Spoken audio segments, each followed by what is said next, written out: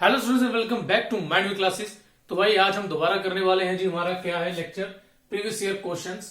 ठीक है, पिछले लेक्चर शायद आप लोगों को पसंद आया होगा, तो भाई प्लीज उन्हें जरा ध्यान से देखिए। कुछ क्वेश्चन मिलते जुलते आ सकते हैं, कुछ क्वेश्चन रिपीट भी हो सकते हैं। तो आज देखिए भाई सेकंड लेक्चर में हमारे पास क्या है। फर्स्ट क्वेश्चन तो क्या है जी, find the value of under root 2⁻³ तो अंडर रूट 2⁻³ की हमें वैल्यू निकालनी है। ठीक है, तो देखिए इसका क्या मतलब है। इसका मतलब है √3 को हमें 3 बार मल्टीप्लाई करना है। √3 को क्या करना है भाई, 3 बार मल्टीप्लाई करेंगे तो इससे हमें क्या मिलने वाला है भाई। अगर ध्यान से देखिए, जब भी सेम रूट 2 बार मल्टीप्लाई होता है, याद रखिए जब भी सेम रूट 2 बार मल्टीप्लाई हो तो रूट उसके ऊपर से हट जाता है। ठीक है, स्क्वायर रूट अगर 2 बार मल्टीप्लाई हो जाए तो रूट उसके ऊपर से क्या हो जाएगा, हट जाएगा। ये स्क्वायर रूट के लिए था भाई, तो ये आएगा स्क्वायर रूट का एक्चुअली स्क्वायर हो जाता है। देन अंडर रूट 2, ये √2 कटा, देन ये बच गया 2 हमारे पास, और ये अंडर रूट 2। तो इसका आंसर जी 2 अंडर रूट 2 आएगा। It mean C part. ठीक है, तो याद रखना भाई, अगर स्क्वायर रूट में सेम रूट 2 बार मल्टीप्लाई हो तो रूट हट जाता है। क्यूब रूट में अगर 3 बार हो जाए तो क्यूब रूट हट जाता है। फोर्थ रूट में अगर 4 बार हो तो फोर्थ रूट हट जाता है। ठीक है जी, जल्दी से स्क्रीनशॉट लीजिए इसका। चलिए देखिए सेकंड क्वेश्चन क्या है हमारे पास। तो सेकंड क्वेश्चन है जी, कह रहा है a+b+2c का होल स्क्वायर। ठीक है, तो भाई इसके लिए पहले आपको पता होना चाहिए कि a+b+c का होल स्क्वायर क्या है। ठीक है, तो भाई a+b+c का होल स्क्वायर होता है जी a², b², c² twice of ab, twice of bc and twice of c। ठीक है, ओके। लेकिन इसमें और उसमें फर्क क्या है, यहां पर c के बजाय हमारे पास ट्वाइस ऑफ c है। तो भाई देखिए घबराने वाली कोई बात नहीं, अगर ये फॉर्मूला पता है ट्वाइस ऑफ c का मतलब ये होगा कि जहां जहां c है ना, अब देखो इसी फॉर्मूले को बदलूंगा जी। जहां जहां c है वहां ट्वाइस ऑफ c अगर कर दें तो क्या होगा। मान लीजिए अगर यहां पे c की अगर ट्वाइस ऑफ c कर दूं मैं, तो ट्वाइस ऑफ c का स्क्वायर आएगा। It means 4c²। तो इसका मतलब इसकी जगह मुझे क्या मिलने वाला है, 4c² मिलेगा। दोबारा देखिए भाई, c के बजाय फॉर्मूले में ट्वाइस ऑफ c पुट कर दूंगा मैं, तो जो ट्वाइस ऑफ c लिखेंगे तो 2 का स्क्वायर 4, c का स्क्वायर c², मीन्स यहां पर मुझे मिल जाएगा 4c²। ओके, देन यहां पर a भी है, कोई चेंजेस नहीं। यहां पर bc है, लेकिन हमें c की जगह क्या लेना है, ट्वाइस ऑफ c।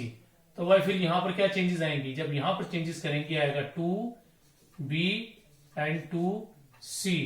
तो इट मीन्स इसके हिसाब से क्या बन जाएगा, इट बिकम्स 2×2 4bc। तो भाई यहाँ पे 4bc बनने वाला है। 2bc की बजाय यहाँ पे क्या मिलेगा मुझे, 4bc। ओके, क्लियर है। देन में नेक्स्ट देखें, नेक्स्ट में अगेन है ट्वाइस ऑफ ca। तो अगेन c की जगह ट्वाइस ऑफ c पुट करना है। c की जगह ट्वाइस ऑफ c पुट करूंगा अगर मैं, तो मेरे पास क्या बनेगा, इट बिकम्स 4ac बनेगा। इट मीन्स यहां पर मेरे पास 4ac आना चाहिए। तो उस हिसाब से मेरा फॉर्मूला बनेगा a² + b² + 4c² plus twice of ab plus 4 time bc plus 4 time ac। तो भाई देखिए जरा यहां पर किस में ऐसा है, तो भाई ऐसा कोई भी नहीं है, किसी में भी ऐसा नहीं है। तो इसका आंसर सीधा क्या आएगा, नन ऑफ दीज आएगा। तो भाई जब मान लीजिए कि इस बार पेपर में कुछ ऐसा आ जाता है, किसी फॉर्मूले में किसी जैसे a+b का होल क्यूब है फॉर एग्जाम्पल, अगर मान लो a+b का होल क्यूब आ गया, बट उन्होंने b की जगह आपको क्या दे दिया है, ट्वाइस ऑफ b दे दिया है। तो कुछ नहीं करना भाई, इसका फॉर्मूला अगर आपको आता है वो फॉर्मूला लिखिए, जहां जहां b होगा वहां ट्वाइस ऑफ b कर दीजिए, आपको आपका नया फॉर्मूला मिल जाएगा। चलिए भाई जल्दी से स्क्रीनशॉट लीजिए भाई इसका। चलिए भाई थर्ड क्वेश्चन देखिए हमारे पास क्या है। थर्ड क्वेश्चन में क्या है कि सम ऑफ 2 नंबर, 2 नंबर है जिनका सम कितना आता है जी, 20 आता है, एंड द डिफरेंस इज 4। और क्या था जी, दोनों का डिफरेंस कितना आता है, दोनों का डिफरेंस 4 आएगा। ठीक है, अच्छा देखिए मेरे पास से 2 इक्वेशन बन गई, दोनों का सम 20 है, दोनों का डिफरेंस 4 है। तो अगर इन दोनों इक्वेशंस को ऐड किया जाए तो क्या होगा जी, d कट जाएगा। ट्वाइस ऑफ a कितना आ गया जी, 24। दोनों इक्वेशंस को ऐड कर रहा हूं भाई, ये ट्वाइस ऑफ a को 24 आएगा, तो a कितना हो जाएगा, 24/2, इट मीन्स 12। तो भाई a 12 आ गया। अब a की वैल्यू में यहां पुट कर दूं, क्या आएगा, 12 + b = 20।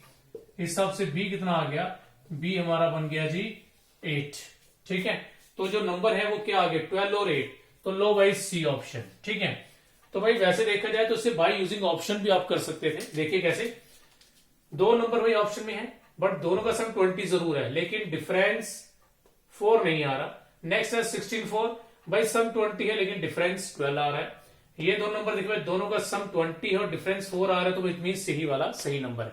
लेकिन मान लीजिए अगर उसने दी होती condition find the larger number या फाइंड द स्मॉलर नंबर या कुछ और भी दे सकता था वो कि स्केयर निकाले लार्जर नंबर का, बट उसके लिए आपके पास लार्जर नंबर होना चाहिए। स्मॉलर नंबर का स्केयर निकाले तो उसके लिए उसका भी नंबर पता होना चाहिए हमें। तो भाई जब कभी नंबर निकालना पड़े तो भाई इसी मेथड से करना। अगर इस टाइप का क्वेश्चन आ जाए और नंबर्स का पता करना है तो भाई यही मेथड लगाइए, इसके अलावा दूसरा मेथड मत लगाइए।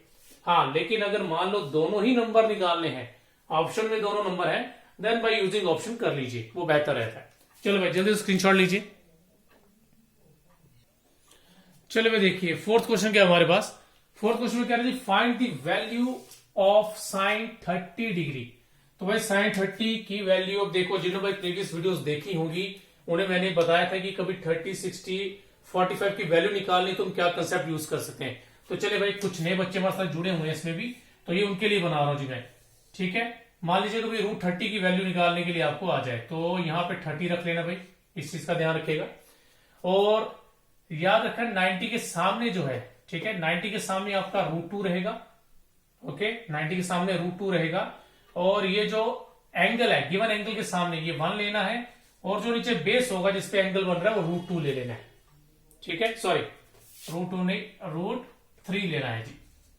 ओके, तो 90 के सामने 2 रहेगा, एंगल के सामने 1 रहेगा और नीचे क्या रहेगा जी √3 रहेगा।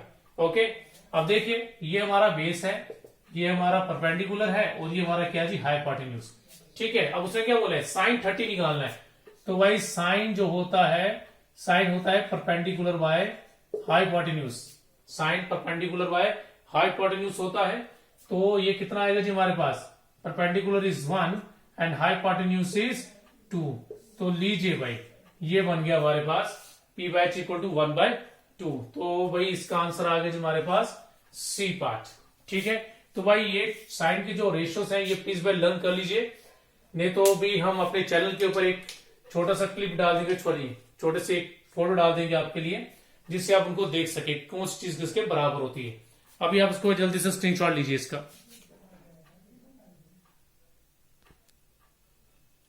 देखिए भाई फिफ्थ क्वेश्चन क्या हमारे पास, फिफ्थ क्वेश्चन में कह रहा है जी find the surface area of sphere. तो भाई ये मेंसुरेशन से हमारे लिए सरफेस एरिया ऑफ स्फीयर निकालना है जिसका रेडियस कितना है 7 है। तो उसके पहले आपको स्फीयर के एरिया का फॉर्मूला पता होना चाहिए। तो एरिया स्फीयर होता है जी 4πr², 4πr²। तो चलिए भाई जल्दी से वैल्यू डाल के देखते हैं हमारा आंसर क्या आता है। तो भाई ये है हमारे पास 4 पाई की वैल्यू सबको पता भाई 22/7, तो भाई तकरीबन 22/7 ही लेनी है हमें। ठीक है, तो रेडियस कितना है जी, रेडियस है 7 × 7, तो भाई ये कट गया, ये आ जाएगा जी हमारे पास कितना 88 × 7 और इसको मल्टीप्लाई करेंगे तो 616 आता है, 616 सेंटीमीटर स्क्वायर। ठीक है, तो भाई ये रहा। भाई हो सकता है आप लोगों को कंफ्यूज करने के लिए वो बीच में क्या कर दें 616 लेकिन सेंटीमीटर क्यूब लिखा हो कहीं पे, तो भाई ध्यान से मार्क कीजिएगा। अगर कभी एरिया के लिए बोला है तो एरिया के केस में हमेशा यूनिट के ऊपर स्क्वायर आता है, एरिया में यूनिट के ऊपर स्क्वायर आएगा और वॉल्यूम के केस में क्या आएगा जी क्यूब आ जाएगा। इस चीज का हमेशा ध्यान रखना, कई बार कंफ्यूज करके बच्चों को दे देते हैं और बच्चे जल्दबाजी में क्यूब वाले को टिक लगा देते हैं, पर वो बाद में पता चलता है जी वो आंसर ही गलत था। क्यों, सिर्फ एक क्यूब और सेंटीमीटर की वजह से। तो इस चीज का ध्यान रखना, अगर एरिया पूछा है तो यूनिट के ऊपर स्क्वायर आएगा और अगर वॉल्यूम कहा है तो यूनिट के ऊपर क्यूब आएगा। चलिए भाई जल्दी से भाई स्क्रीनशॉट ले लीजिए इसका।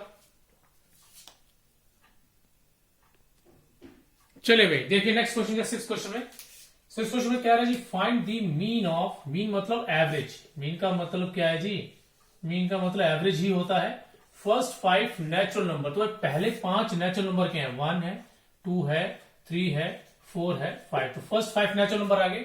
अब कह रहे हैं इसका मीन निकालिए। तो भाई मीन यानी कि एवरेज, तो एवरेज का फॉर्मूला क्या होता है जी, एवरेज का फॉर्मूला होता है sum of observation divide by number of observation. ठीक है जी, तो उनको प्लस करेंगे भाई, ये कितना बनेगा। अच्छा देखिए, कभी ऐसे कॉन्जुगेटिव नंबर्स उनका सम लेना, देखिए आप इस तरह से ले सकते हैं। ये कितना बनेगा, 6 बनेगा। ये कितना बनेगा, 6, 6 और 6 12, और 3 कितना आ गया जी हमारे पास, 15। तो ठीक है, 15/5 कितना आ गया जी, 15/5 हमारे पास क्या आ गया, 3 आ गया। ठीक है जी, ओके। तो भाई ये रहा हमारे पास कि फर्स्ट 5 नेचुरल नंबर का एवरेज क्या आएगा, मीन क्या आएगा। लेकिन मान लो पहले 5 के बजाय यहां पर वो 50 बोल देता, तो फिर हम क्या करते जी, ठीक है ना। अगर वो 50 बोल देता फिर हम क्या करते। तो देखिए भाई, इसके लिए हमारे पास शॉर्ट फॉर्मूला रहता है एवरेज निकालने का। वो क्या होता है, जैसे कितने नंबर दिए थे जी आपको नंबर दिए थे 5 नंबर, फर्स्ट 5 नंबर बोले थे, तो 5 जितना भी बोला होगा, चलो फॉर्मूला लिख देता हूं पहले आपके लिए। जितने नंबर बोले हो +1 / 2, ठीक है जी। तो देखिए क्या कितने नंबर बोले थे, 5 बोले थे, तो 5 + 1/2 कितना आएगा जी, इट इज 6/2, 6/2 इज 3। ठीक है जी। तो इसी तरह चाहे वो 50 पूछ ले, 100 पूछ ले, जितने मर्जी पूछे आप आराम से कर सकते हैं। मान लो मैंने बोला 50 बोल देगा, तो 50 के केस में क्या आएगा, 50 + 1/2, 51/2, इट बिकम्स 25.5 आ जाएगा। ठीक है जी। तो ये फॉर्मूला याद रखिएगा एवरेज ऑफ नेचुरल नंबर के लिए, n+1/2 जितने भी नंबर उसने बोले हो +1 कीजिए, 2 से डिवाइड कर दो, आपको आपका फॉर्मूला मिल जाएगा, सॉरी आपको आपका आंसर मिल जाएगा। जल्दी से स्क्रीनशॉट लीजिए, सॉरी ये जी सी पार्ट है, राइट, लीजिए स्क्रीनशॉट जल्दी। चलो देखिए 7th क्वेश्चन में क्या है, कह रहे कंप्लीमेंट्री एंगल बताना है 60 डिग्री का। देखो भाई कंप्लीमेंट्री एंगल्स वो होते हैं, ऐसे दो एंगल्स, मान लो ए और बी, ये दो एंगल है, अगर कोई दो एंगल का सम 90 डिग्री हो तो उन्हें कंप्लीमेंट्री एंगल्स कहा जाता है। तो उन्हें क्या कहते हैं जी, उन्हें कंप्लीमेंट्री एंगल्स कहा जाता है। ये चीज याद रखिएगा। बट अगर मान लीजिए उन्हीं दो एंगल का सम 180 आता हो तो उन्हें सप्लीमेंट्री एंगल कहा जाता है। उन्हें क्या कहा जाता है जी, सप्लीमेंट्री एंगल्स। बट इस क्वेश्चन में उसने क्या बोला है, कंप्लीमेंट्री एंगल बताना है 60 डिग्री के साथ, कि 60 डिग्री का दूसरा जो कॉम्प्लीमेंट एंगल है वो कितना होना चाहिए। तो भाई हमें पता दोनों का सम तो 90 बनेगा। अगर एक 60 है तो सिंपल सी बात है, देखिए अगर एक 60 है तो दूसरा कितना आएगा, दोनों का सम कितना आना चाहिए 90, और एक 60 है तो दूसरा कितना आएगा भाई, आपने निकाल दिया होगा पहले। तो भाई कितना आ गया, ये आ गया 30, तो इट मीन्स 30 डिग्री, मतलब B part is the right answer. तो भाई याद रखना कंप्लीमेंट्री एंगल है तो सम 90 डिग्री, और अगर सप्लीमेंट्री है तो एंगल का सम 180 आएगा। और याद रखना इन केसेस में दो ही एंगल होते हैं, या तो दो का सम 90 डिग्री या दो का सम 180 डिग्री, उससे ज्यादा नहीं होते। चलिए भाई जल्दी से स्क्रीनशॉट लीजिए इसका।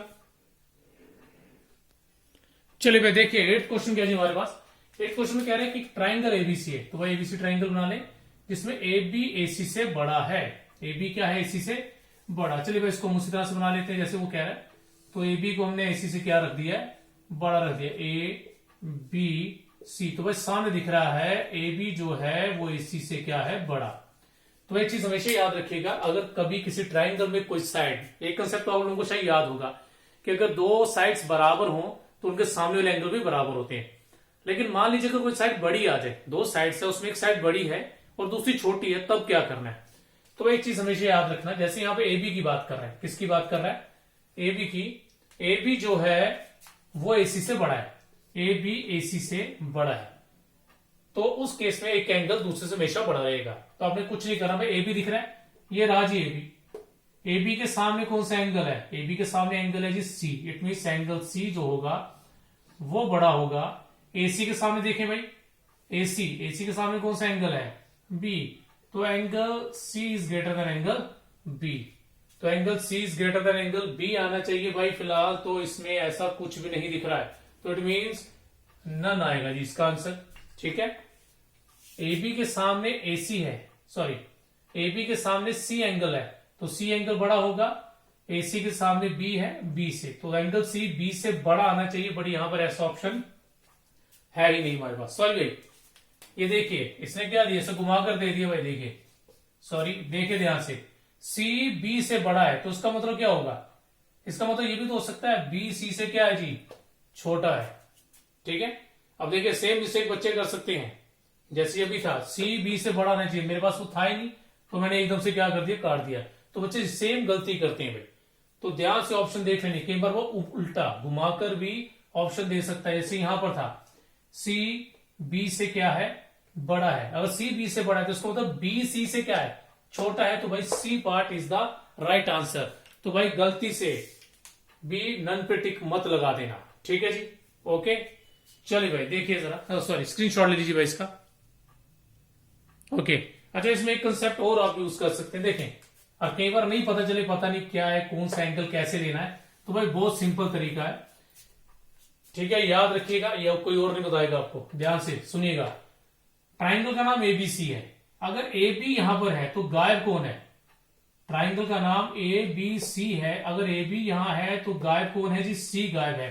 तो इट मीन एंगल सी लेना ग्रेटर देन, यहां पर ए सी है, ए सी है, बट ट्राइंगल का नाम तो एबीसी है, तो गायब कौन है? बी। तो भाई यहां से एंगल बी आ जाएगा।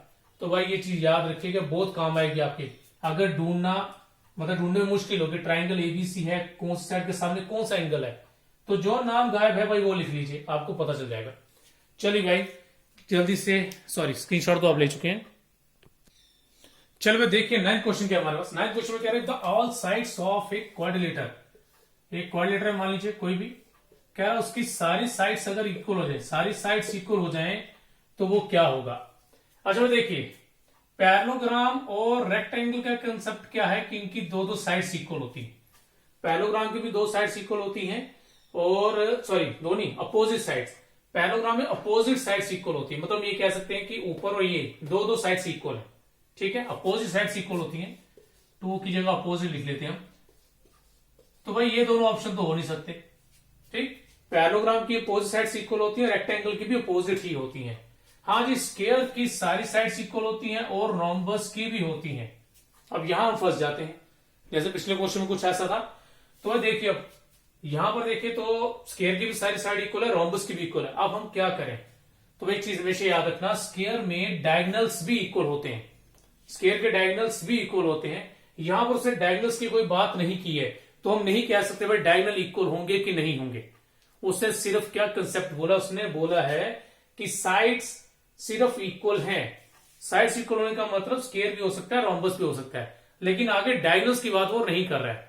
हाँ, अगर वो कहता है जी डायगोनल्स इक्वल हैं तो भाई मैं स्क्वायर को टिक जरूर लगाता, लेकिन उसने ऐसा नहीं कहा है, ठीक। वो सिर्फ साइड्स के ऊपर रुक गया है। तो भाई पहली प्रेफरेंस फिर रोम्बस को ही मिलेगी, तो rhombus is the right answer. तो भाई याद रखिए इस केस में आपको रोम्बस को टिक करना है। हाँ, लेकिन अगर वो बोल देता कि डायगोनल्स भी इक्वल हैं तो देन भाई स्क्वायर जरूर आता, लेकिन ऐसी कोई बात ही नहीं की उसने। तो इट मींस साइड्स इक्वल है, तो it means it is a rhombus. चलिए भाई जल्दी से स्क्रीनशॉट लीजिए इसका। चलो भाई देखिए 10th क्वेश्चन क्या है। 10th क्वेश्चन में क्या है हमारे पास, लुक एट द सीरीज। ये हमें सीरीज दी है भाई, और हमें क्या है हमें नेक्स्ट नंबर बताना है क्या आएगा। तो भाई अगर आपको ये बता दूं भाई, तो ये क्वेश्चन रिपीट हुआ है, ठीक है। ये आपके जो प्रीवियस ईयर दो पेपर हुए हैं, 2022 में और 16 में, 17 में सॉरी, तो ये क्वेश्चन दोनों पेपर में सेम क्वेश्चन रिपीट हो गया। इसलिए मैं आपको कह रहा हूं भाई प्रीवियस वीडियो भी देख लीजिएगा, प्रीवियस ईयर वाली, तो उसमें जो क्वेश्चन है और ये जो है इनको अच्छी तरह से देख लीजिए, क्या पता कि कोई 2-3 क्वेश्चन रिपीट हो जाए आपके लिए। ओके, तो चलिए फिर भी मैं इसको समझा देता हूं आपको। तो भाई ध्यान से अगर देखें, ये 2 के बाद 1 आया है, तो 2 को अगर मैं हाफ कर दूं तो भाई ये 1 बनेगा। नेक्स्ट अगर 1 आता है, इस 1 को हाफ करूं तो ये 1/2 बनेगा। फिर 1/2 आ गया, 1/2 का हाफ करेंगे तो इट बिकम्स 1/4। तो भाई अब आप लोग समझ गए होंगे आंसर क्या आएगा हमारा। बहुत बढ़िया भाई, कुछ लोगों ने तो निकाल भी दिया होगा आंसर। तो it is 1/8, it is B part. तो भाई जल्दी से स्क्रीनशॉट ले लीजिए भाई इसका, ठीक है जी। ओके भाई, तो भाई आप सबको ऑल दी बेस्ट हमारी तरफ से, हमारी टीम की तरफ से, माइंडविन की तरफ से, ताकि आप लोगों का पेपर अच्छा हो। भाई सभी के सभी पेपर्स, सॉरी सभी के सभी बच्चे जो है पेपर क्लियर कर लें, ठीक है जी। तो ऑल द बेस्ट हमारी तरफ से। ओके भाई, थैंक यू।